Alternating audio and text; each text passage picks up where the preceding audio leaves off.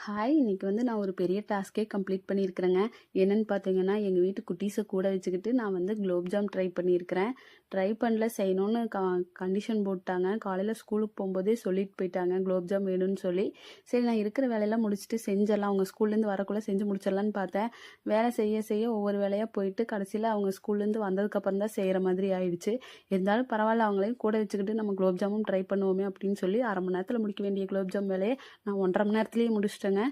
அந்த gulab jam gulab jam மாதிரி வந்துச்சா வேறு எப்படி வந்துச்சு அப்படிங்கிறத கீழே லிங்க்கில் கொடுத்துருக்கேன். ஃபுல் வீடியோவோட லிங்க்கு, அதை போய் பார்த்து தெரிஞ்சுக்கோங்க.